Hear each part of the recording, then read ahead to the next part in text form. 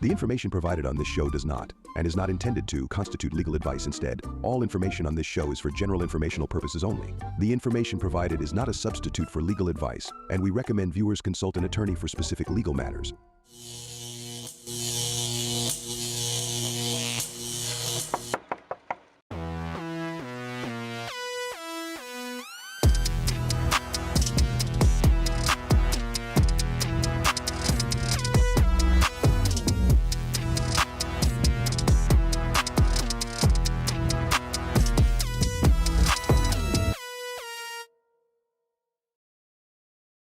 Two, one.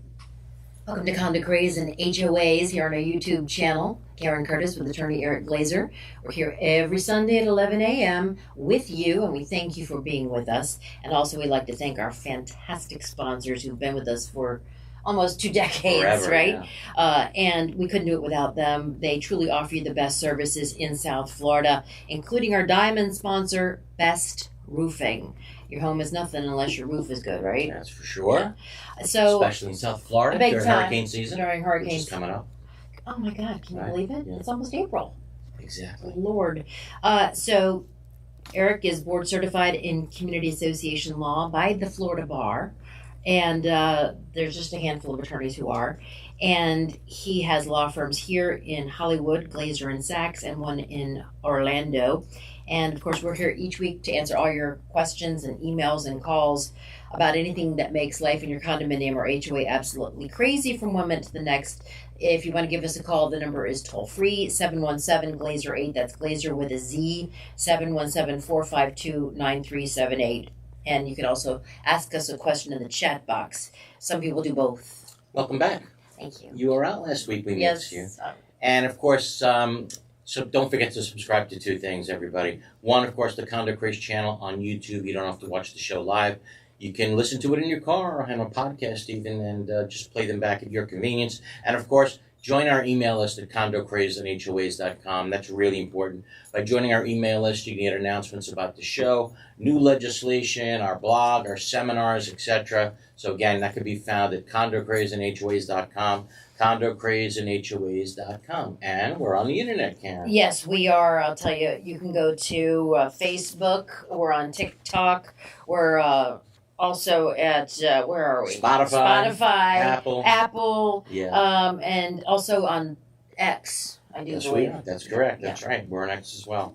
And of course, we do a blog every week that can be found again at condocraze@hoas.com. And the blog is searchable by topic. So anything that you ever want to research, just plug in, keep a few keywords or so, and there it is. Everything we ever discussed in a blog, you can come up with the research. Sounds like you knew what you were doing. Yeah, this was that was a lot of work into that. There's like That's years. 600 columns Yeah. or something now that's in there, so we're very proud of that. Hey, remember last week we said that we got an award from the Florida Community Association Journal as having more votes than any other law firm in the state of Florida for who's the best law firm for community association law. And There it is. There it is. Right. So Rob actually drafted that for us. So I just want to show you what it says. And more importantly, again, I just want to really, truly thank all of you because that does not happen without your votes. Yeah. So I just want to say again, thank you so much for voting for us. Much appreciated. And of course, we will try to earn your respect this coming year as well. We'll do what we can. That's what Sachs looks like. You There guys it look is. alike. There's Richard. Right. You know, it says You we look look alike. alike. You have no idea. Oh, is it? Sometimes at a seminar or something, someone's talking to Richard, and then a half hour later they'll say, "You want that, Eric?" After a half hour, it's hysterical, really funny. But no. All right, like we said last week, so many of you remember Representative Vicki Lopez from the Florida House of Representatives. She was on our show last year when she drafted a lot of condo legislation, much of which at the time had to do with condo safety, condo inspections. Well, this year she filed another massive condo bill, and it's numbered House Bill 913, and it addressed so many other issues. And we started talking about it last week, and we have to keep going. There's no way to do this in one show. We're gonna break it up. So another topic that goes into the bill is board meetings. And I'll tell you one what the current statute says and the language that's being added. So the current statute says Board of Administration meetings in a residential condo association of more than 10 units. The Board of Administration shall meet at least once each quarter, at least 4 times each year. The meeting agenda must include an opportunity for members to ask questions of the board.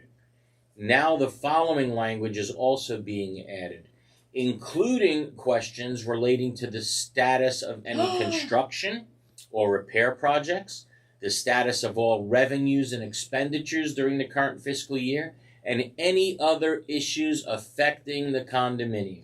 So that's really funny because we have a lot of people call us and ask you, they're not letting us ask questions. Exactly. Yeah, that's a complaint we hear all the time. All the time. All the time. They're exactly. not, they on Zoom, they mute everybody and Yep. they don't let anyone ask, let alone the new stuff. Exactly. So, if you're an owner of a condo unit here in Florida and it's undergoing the new costs, so many of them, new repairs that could be more important than, what could be more important than having the right to ask questions about the repairs and the amount of money you're going to spend.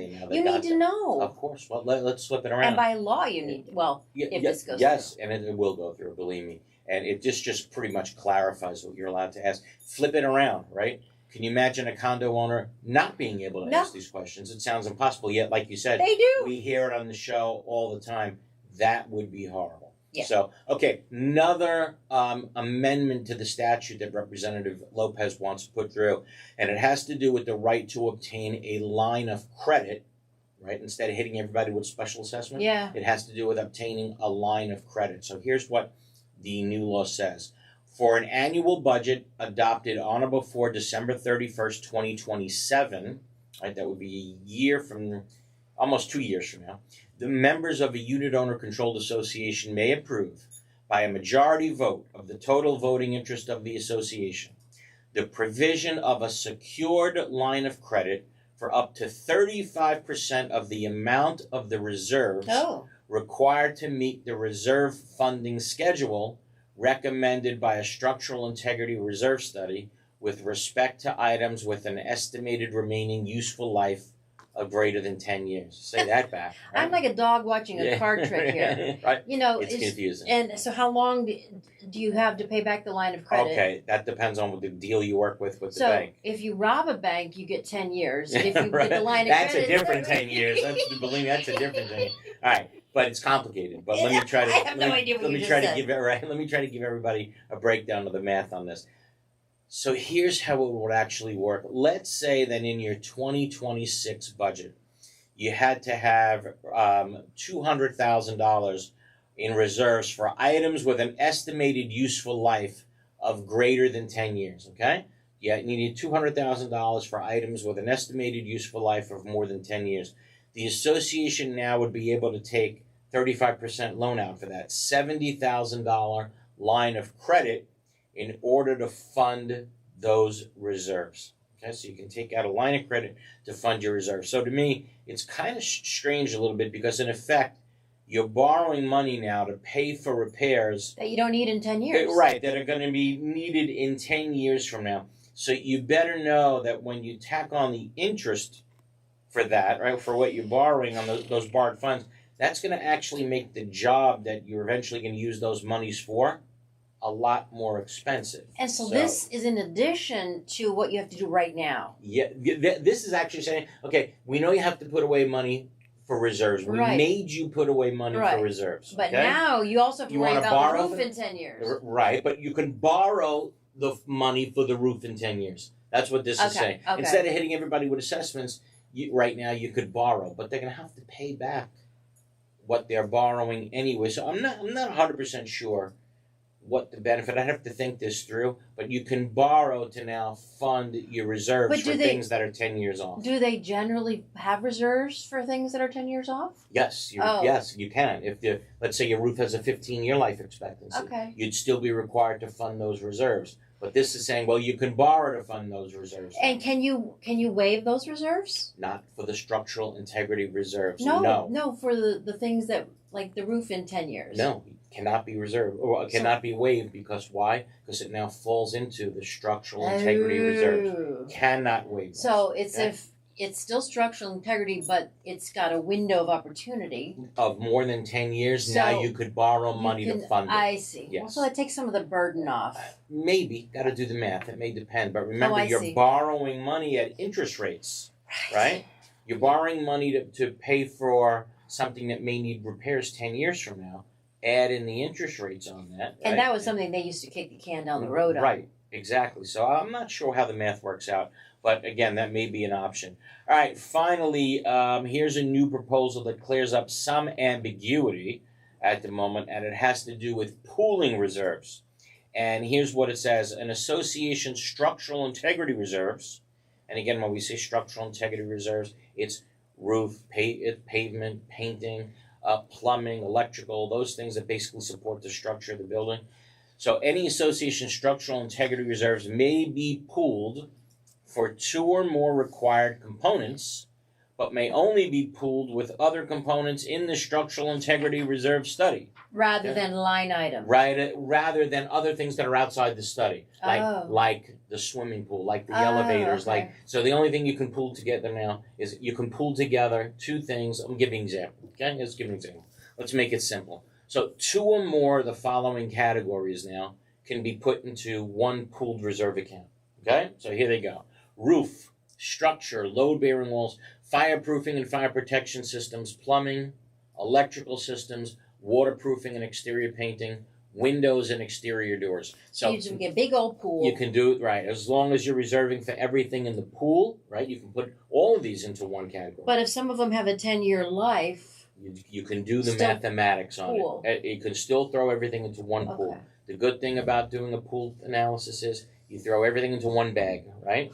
And if anything in that bag breaks, you can take the money from that bag, right, no matter what.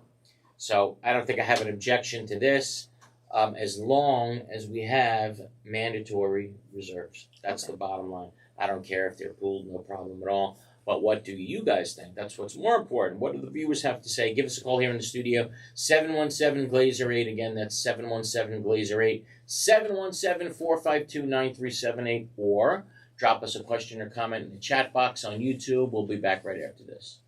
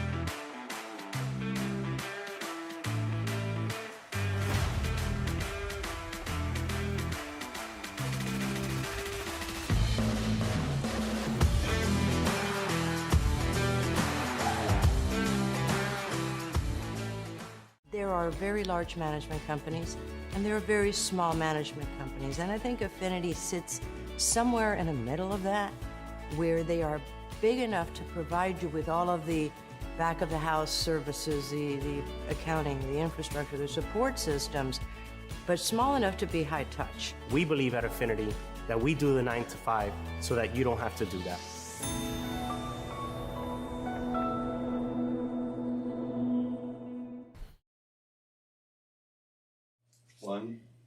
Welcome back to Condo Craze and HOAs here on our YouTube channel. Karen Curtis with attorney Eric Glazer. He's board certified in community association law by the Florida Bar. Give us a call if you want to ask Eric a question. Lots to ask about. 717-GLAZER with a Z8, or that makes out to 717-452-9378. And you are going to be busy in April, my friend. Yeah, very much so. Before we get to the phones, let's just remind everybody we're really smack dab in the middle of election season.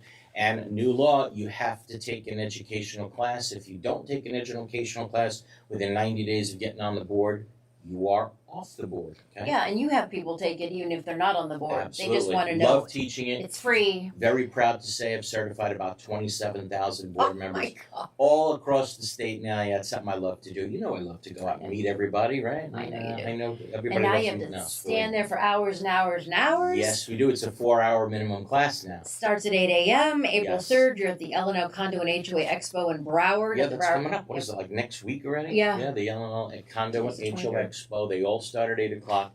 This one, like you say, April 3rd at the Broward Convention Center. Then 2-week break. Then we'll be back April 16th at the Illinois Condo and HOA Expo in Tampa. We go across the street. So many listeners to the show from Tampa. Yes, hello, Yeah, Tampa. love meeting them. And then April 22nd, you're at the L&L Condo and HOA Expo at Palm Beach Convention Center. And That's then- nice off Okeechobee. Yep, and then May 14th, we basically end the season in Orlando at the Orange County Convention Center. Yeah, and they love you in Orlando too. You can register, go to the website at condocrazandhoas.com, no dots in there. Also, Eric teaches many different topics at his seminars. You have to teach some of them. You have to teach them all. Correct. Yes, some are required by statute, but not only do we do that, we throw in so much more. And you teach HOA.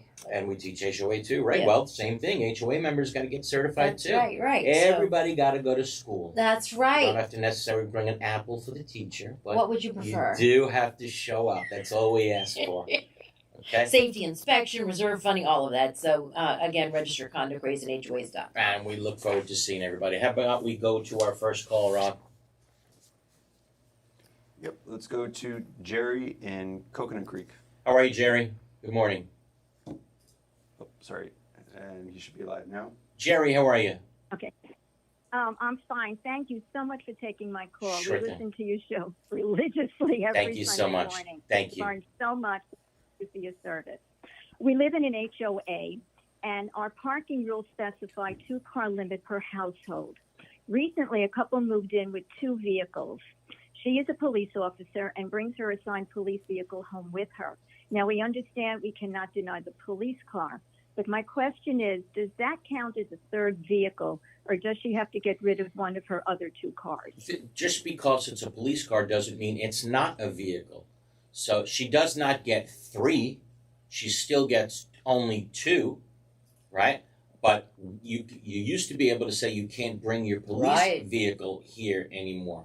You can't do that anymore, right? Law enforcement vehicles, first responder vehicles are now, it's prohibited to exclude them from your community in any regard. But just because it's a police vehicle does not mean you get 3. She still gets 2, one of which may be a law enforcement vehicle.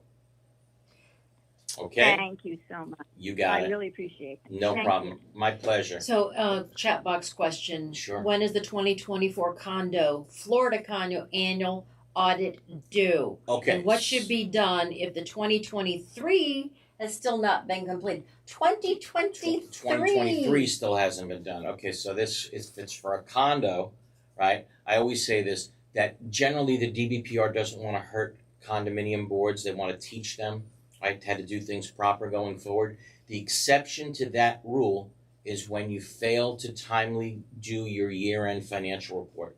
Okay, they will hit your association with a massive fine, several $1,000s. And God forbid if it's the second time that you did that. Okay, so when is it due is the question. So I'm going to assume for the sake of this discussion that your association runs its fiscal year from January 1st to December 31st. Okay, just like the calendar year. So by the end of March, let's say March 30th, and here we are, right? March, the great, perfect time to ask this question. So in a week from now, your association must be under contract with the CPA to do your year-end financial report. And by the end of April, right, next month, that report has to be done, and you have to let the unit owners know that it is done, and they have a right to come in and get a copy of it for free, Or it's on the or website. they could mail it to you for free, and you got to put it up on the website. So they haven't done it in 2023. Yeah. Is it okay if they just do it now and never do 2023? Oh, no, they got to do 2023. Good question, but you cannot skip over a year. Maybe they stole a bunch of money in 2023, right? And that's so- got to be found out. Here's people not even auditing, and you think they're going to pool reserves for 10 years for a roof? Listen, that's part of the problem. What a lot of people are saying Give about me a break. the forcing associations to, and this is going to upset a lot of board members out there. That's not the intent of it. I'm just showing you how the other side sometimes think that they don't like the fact that you're making boards, you're making people put away money for reserves so many years from now, because we're talking about millions of dollars being in an account. They don't even know how with much they people have. having their hands on it. Yeah. And It's that's just sitting there. right, and that's what a lot of unit owners It's true. don't like. Do I think that that's the case, that board members are going to steal it? No, I don't. But things happen. Like I say, I always say on the show, there's bad doctors, there's bad lawyers, there's bad police officers, right? We know that things happen, right? So, but the bottom line is, I'm still in favor of mandatory reserves. Back to the phones, Robert. Let's go to Richard in Miami. How are you, Richard? Hi, good morning, Eric, Karen. Thank you for taking my call. Good morning.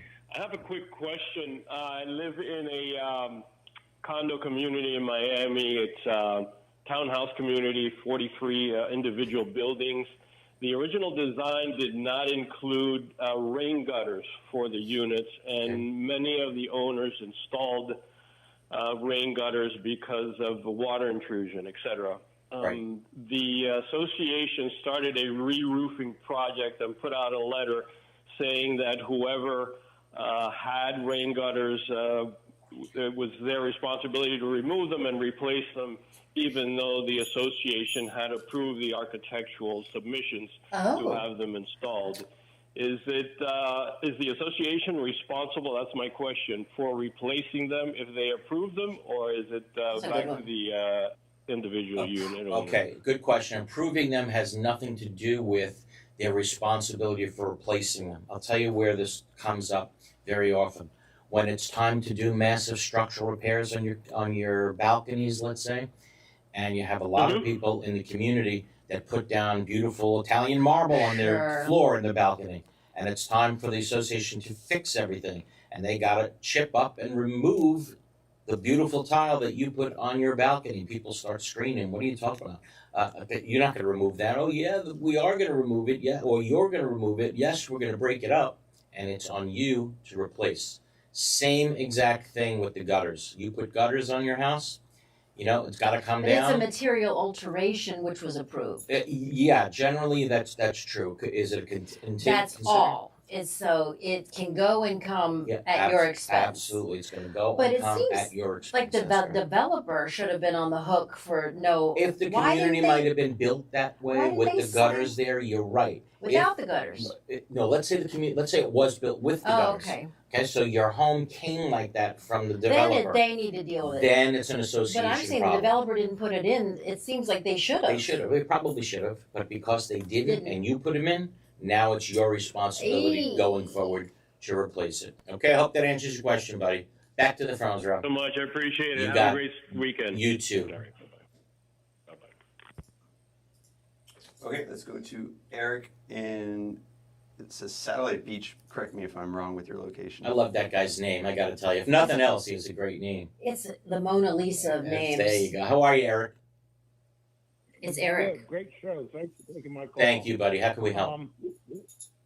We have an $85,000 assessment on a 144-unit condominium association, and I'm predicting 10% of that is going to go into foreclosure. What is the time limit till the foreclosure process is finished, and how will I be able to purchase one of these foreclosed units? He wants a profit off everybody's fiasco. Are you a developer? Wait, let me ask you this: is it $85,000 per unit? Hold on, buddy. Is it $85,000 per unit?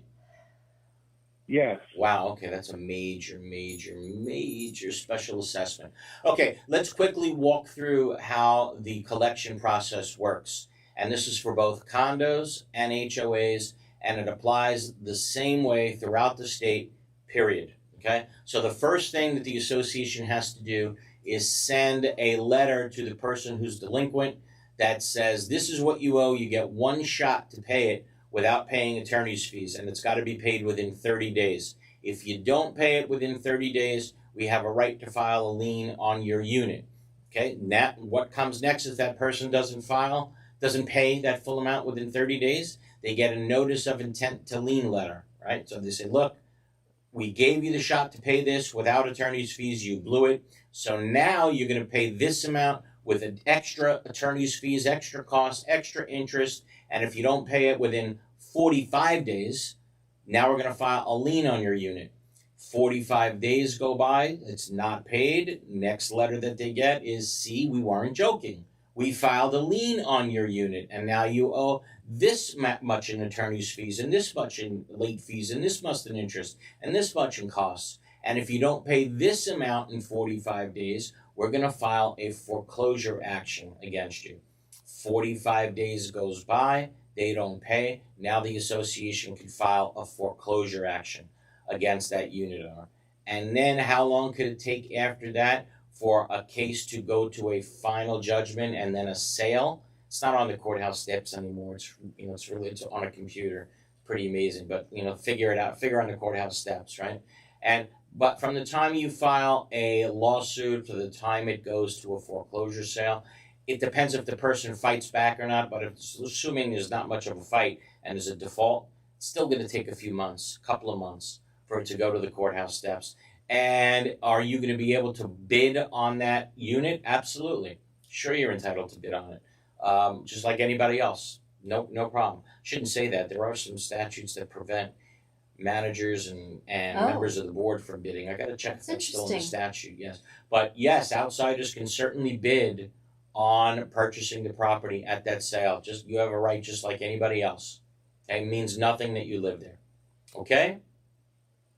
Yeah, I was just wondering because the board will probably know when to bid. How will I know when to bid on? That's an interesting question. You can continue to check the public records. You can get the case number for that case and follow it. What county do you live in? Okay. I'm in Brevard. Okay, so you want to go to the Brevard, clerk of the court, right? You want to find out what that case number is, plug it in. Just enter the address and it'll come up? No, you'll enter enter the case number. But he doesn't know the case number. You can check it, you can search it by name, right? You can search by the name of the condominium, you can search by the name of the defendant, and then find the case, then just keep track of the case, and eventually you'll find a final judgment in there, an order showing you that the judge entered an order, set a sale date for the property, and then you'll know. Just got to keep track of it.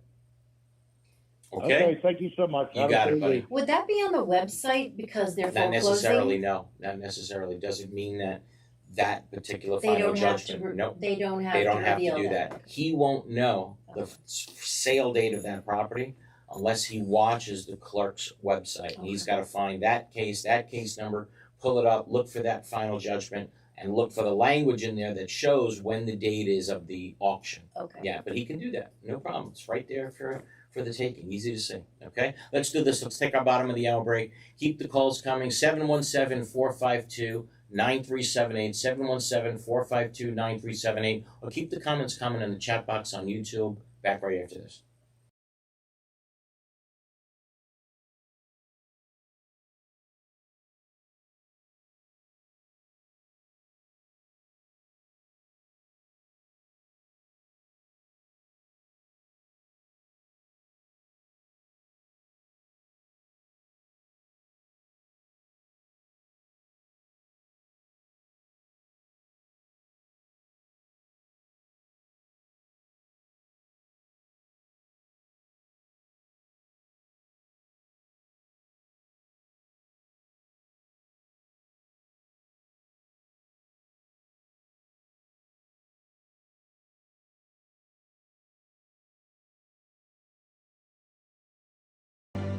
For mitigation after a catastrophic event, building restoration, repair and remediation consulting, or Senate Bill 4D inspections, please visit rimkis.com. All over the world, people have plumbing problems. These problems can be expensive and destructive to fix.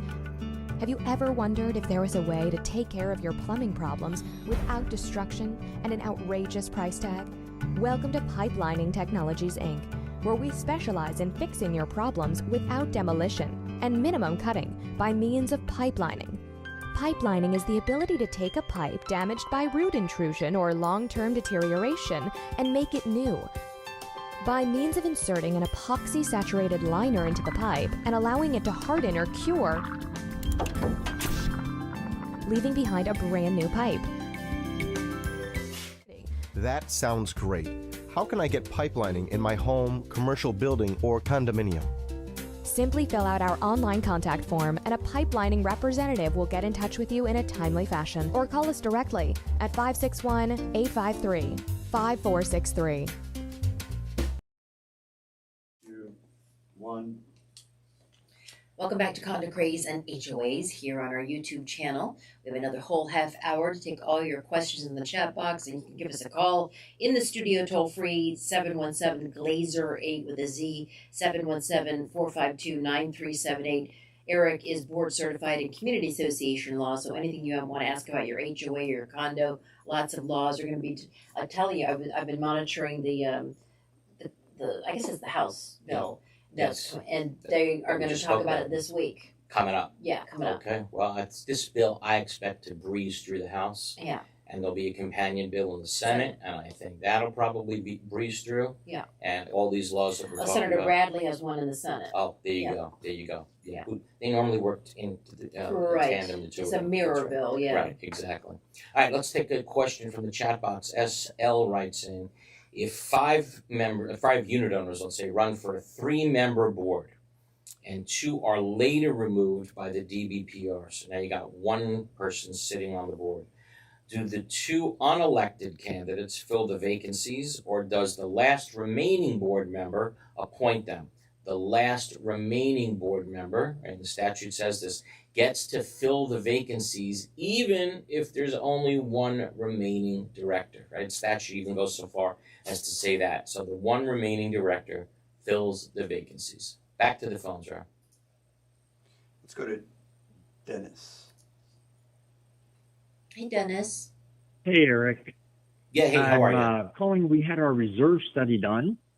Nice. And I'm sorry? Go ahead. Okay. We had our reserve study done, and some of the categories, such as lobby refurbishing, sconces in the hallways, were listed as, although not necessarily a priority for a board, here's what the cost would be to replace them all. Okay. And you made a comment earlier that said that we're having to fund our reserve study, and my understanding is the reserves and the SERS are combined. Okay. Is that so what you just indicated, right? Sconces in the lobby, things like that. That's not mandatory reserves. That's not structural integrity reserves, right? That's not a list. That's not contained in one of those 10 items. That's more or less beautifications, the lamps in the hallway. You know, when do they have to be? Safety, security, you can see. Yeah, but it doesn't fall under one of those 10 categories. So those items of reserves, even though it's, it's in a report, those items, anything outside of the structural integrity reserves, those can still be waived. So nothing wrong. Yeah, nothing wrong putting them in a report showing when you're going to eventually need those things.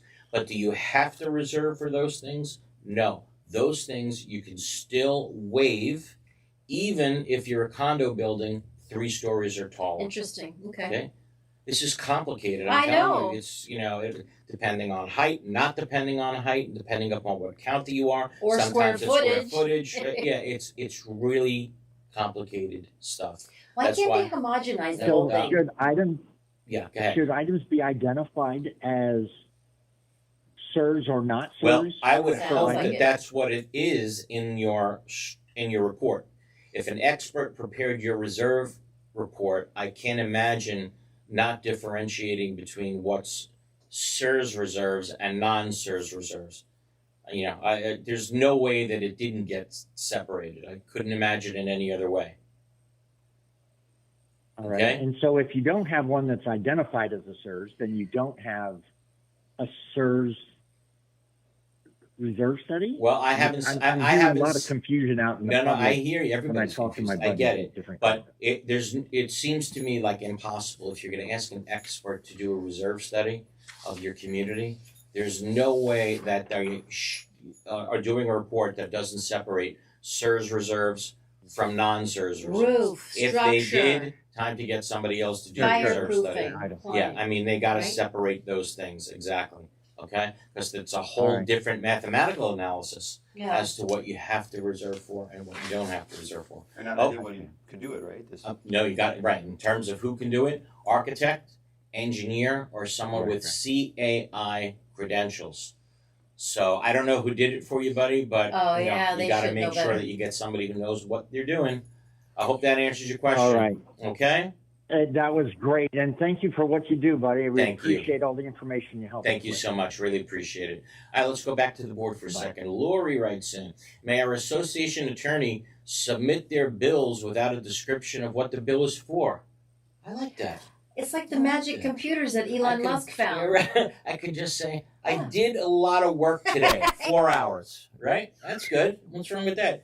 No, of course your attorney should be indicating what they did. How do you pay the attorney's bill if there's not a breakdown as to what they did? Now, it doesn't necessarily have to be really, really specific because sometimes attorneys are afraid that Yeah. if it winds up in the wrong hands, then they just told somebody else what your strategy is, right, of the case. But does there have to be at least a minimum showing of what that attorney did that day? Yeah, I would think so. Okay, I would definitely think so. Took a phone call. Yeah, from who, spoke to who, I think that a minimum that has to go in there, right? All right, let's do this. Let's take our final break of the hour. Keep the calls coming in. 717-452-9378 or drop us a question in the chat box on YouTube. Back right after this. In South Florida, the transition from bright sunshine to heavy rain and hurricanes can take a toll on your property's exterior and structural integrity. Cracked stucco, spalled concrete, they're more than eyesores. They can signal deeper issues. Now, with new Florida laws involving structural integrity requirements, we want to help you meet your milestone inspections and maintain the durability and beauty of your building. Since 2004, PD has been the trusted expert in structural concrete restoration, painting, and waterproofing for condominiums and commercial properties. Visit pd-concrete.com or call us today. We are DMI Paving and Seal Coating, Florida's parking lot experts. We specialize in asphalt paving and repair, including pothole repair, seal coating using JC7 or polytar, concrete curbs, ramps, and walkways, and striping and pavement marking, as well as ADA compliance. We service commercial properties, including homeowners associations, apartment communities, shopping malls, warehouses, stadiums and arenas, and more. Experience is worth more than anything in an industry like ours, and our staff has decades of it. We have specialized equipment for any job, regardless of size, saving you time and money. DMI has a reputable history. We have been in business since 1956. We serve the state of Florida from 6 locations. Let us bid on your next parking lot project. Visit us online at dmipavingandsealcoating.com.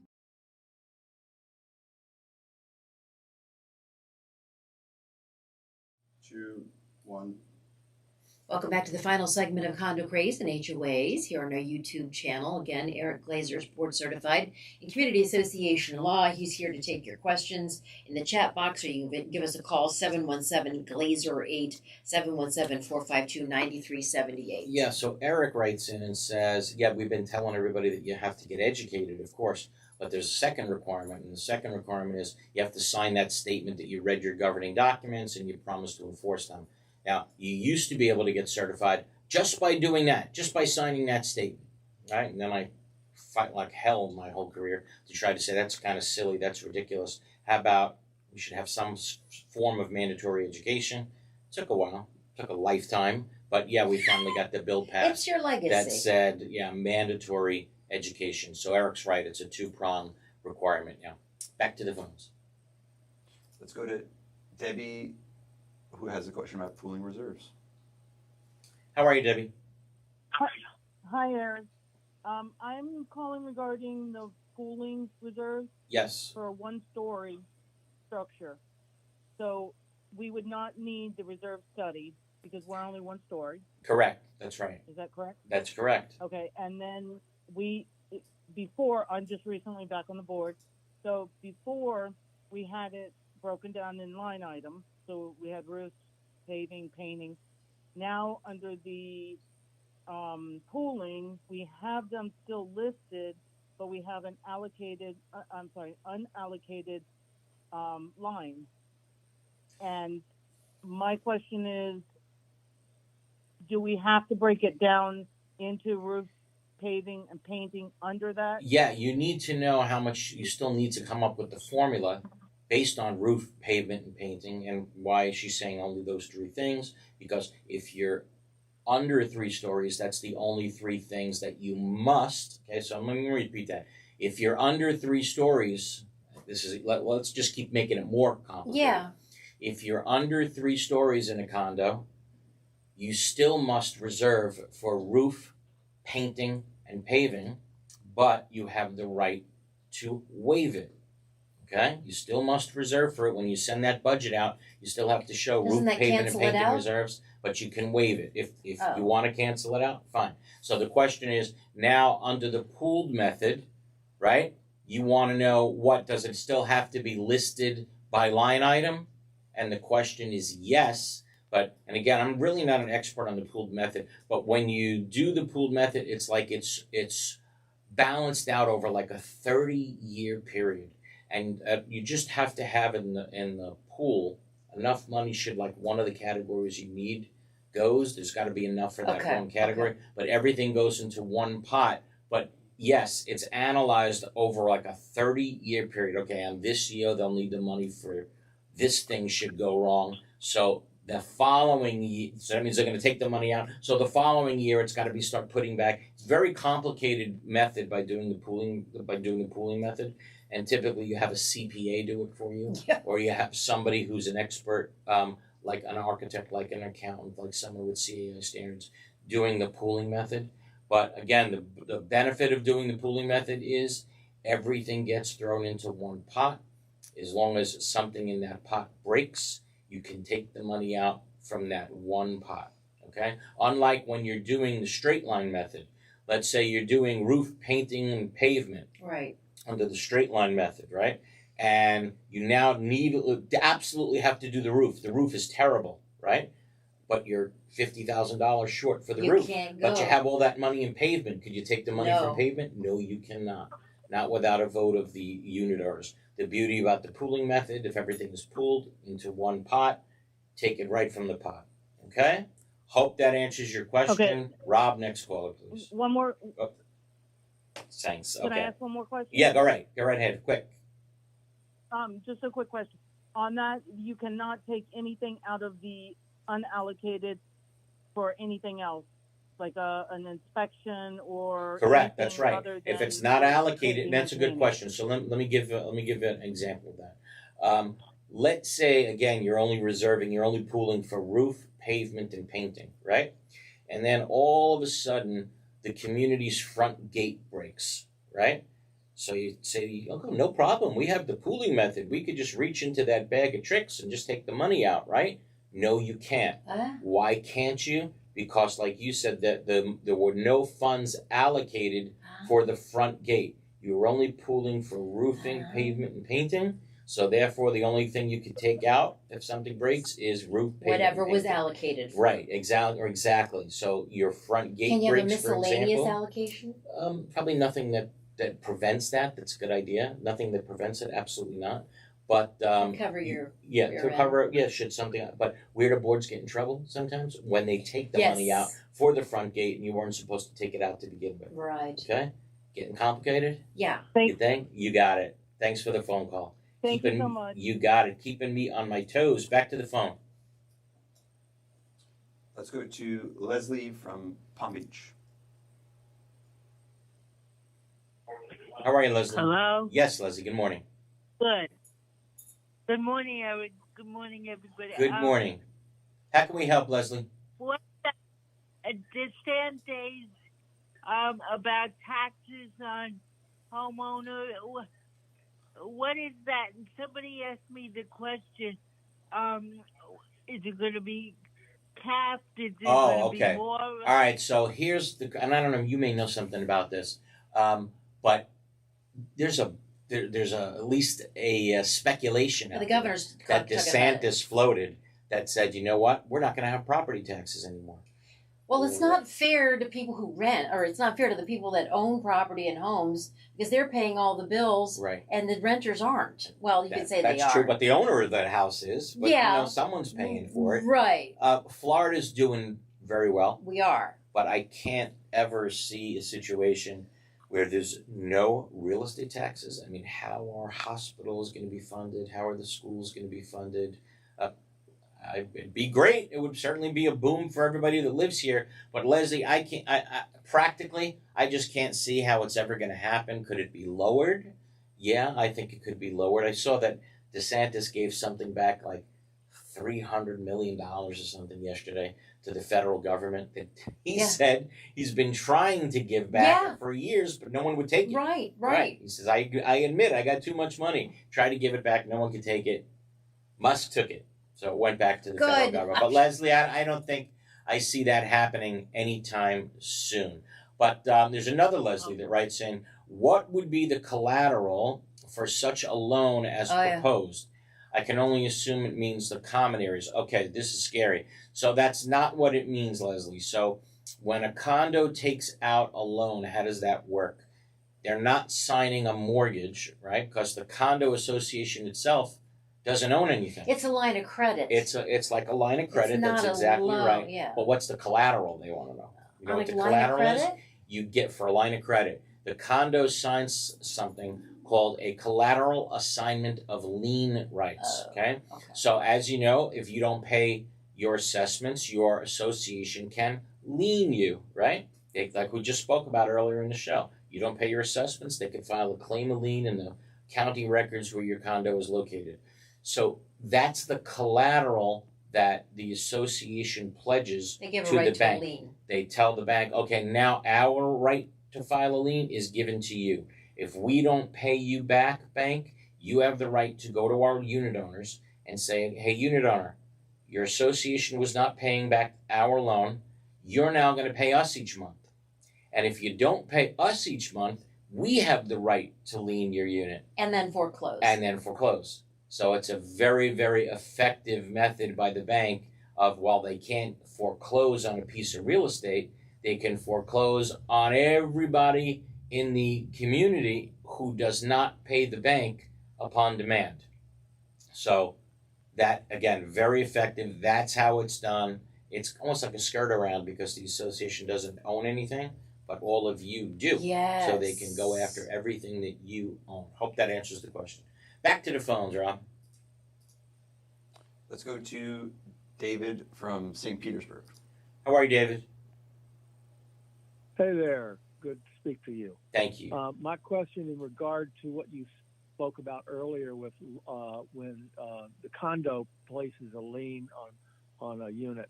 What happens if there is a loan on the unit? How does that work compared to who gets first rights and all that type of thing? Okay, so normally a condo can put a lien on a unit, and there's a first mortgage on the unit, right? There's a mortgage there. Does not affect the mortgage in any way, shape, or form. Right? If it did, banks wouldn't give mortgages, right? They get paid first. They get paid first. There, you know, the first mortgages are superior here. But let's take it to its extreme. Let's say that the association files a lien against a unit because the association is not getting paid. Let's take it to a further extreme that the association has to file a foreclosure on this unit, right? When that unit goes to a foreclosure sale, somebody could buy it at that foreclosure sale, and it could be the association itself that gets it back. It could be a third party that buys it, but whoever buys it at that sale, technically that mortgage is ahead of you. So you have a choice. You can pay off that mortgage and own the unit free and clear. You can sit back and do nothing if you're an association and try to rent it out in the meantime, because it's going to take a while for that first mortgage to foreclose. The association owns it, but they own it subject to that first mortgage. And you can sit back and wait, and eventually that mortgage is going to foreclose, and the bank will probably get it back, and the association will own nothing. I see, but you can still make rent off it. You can still make rent during off that of it, time. and that was, and this may come That's not around stupid. again, because this was big from 2007 to let's say 2010 during the first foreclosure crisis. Yeah, and how long does it take for the mortgage to go to? It could be a year, especially Oh when my the God. when the courts start to get backed up. Sure. Could be 2 years. So for So 2 years, 2 the years of rent? association could be renting it out and making money. So when the condo takes ownership or takes ownership of it, I guess, then that at that point they can start renting it.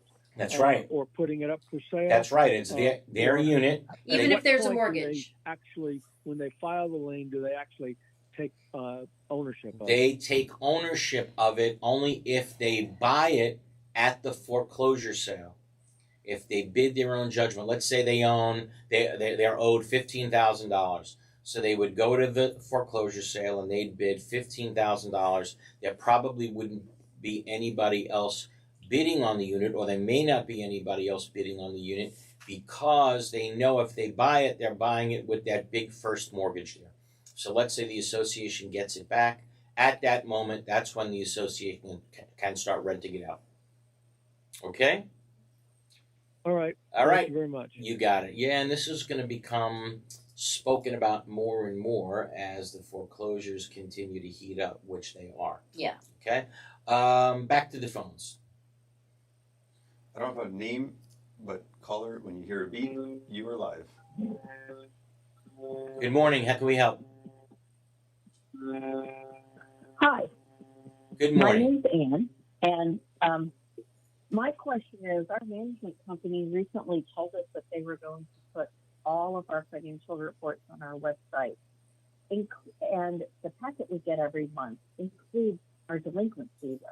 And I have reservations about that, especially since the report is frequently incorrect. I absolutely have reservations They about can't do that that. too. A deadbeat. That's exactly, Karen. That's publication of a deadbeat list, as far as I'm concerned.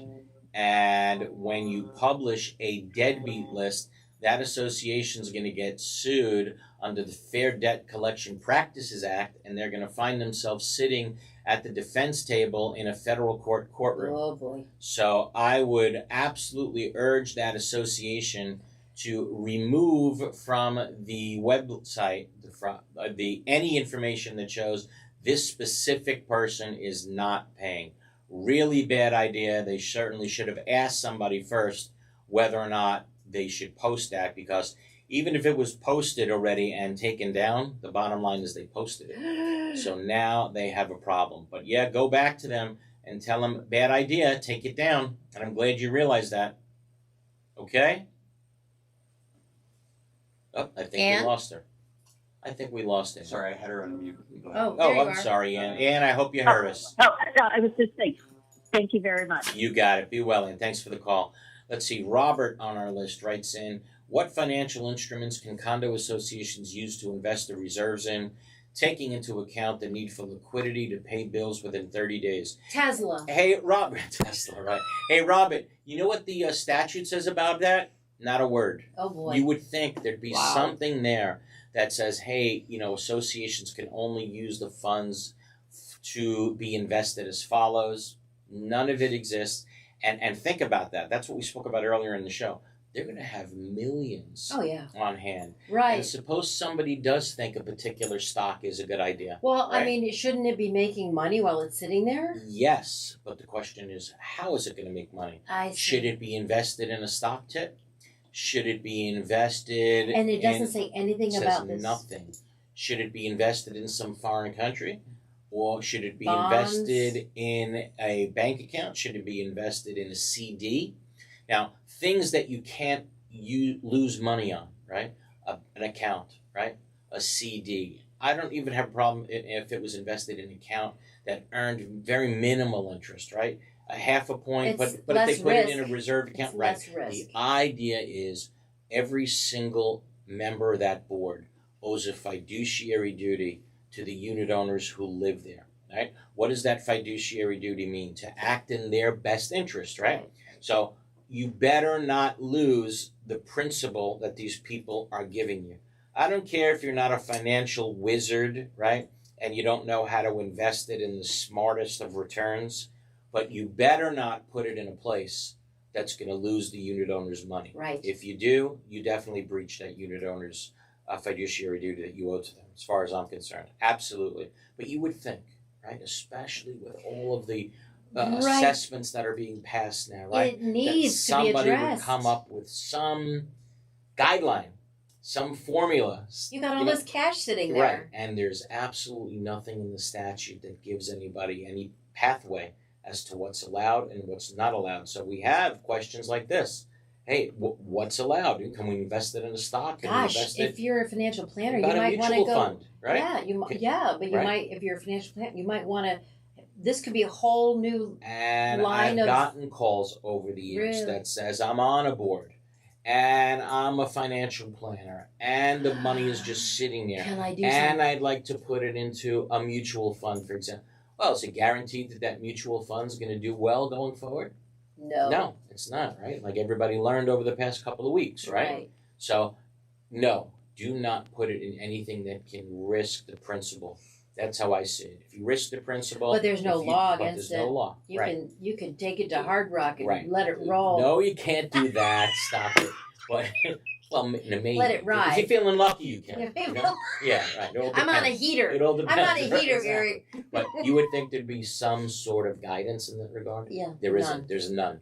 Okay. So yes, do I think the legislature has to step up and do something? Something's about going that? to go Absolutely. wrong, and someone's going to put it all somewhere, and it's going to be lost, and then the And legislature's then the going to legislature go, will do oh, it, gee, right. we better address this. Right. Just like a lot of things were only passed Yeah. after a tragedy in Surfside, Right. right? And it took a tragedy to get all these laws changed, but at least the laws are changed, right? I mean, you're talking about millions of dollars, almost per Per condo. association. Yes, right. So you would think, should there be some guidelines? Of course. There's going to be maybe $1 trillion that Sure. associations are holding in their accounts if you add it all up. In Florida. With no guideline as to how they can be invested.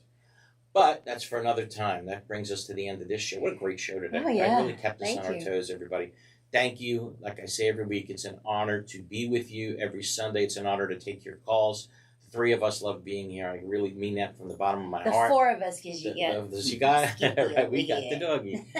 If you need legal help off the air, give Glazer and Sachs a call. 954-983-1112. Again, 954-983-1112.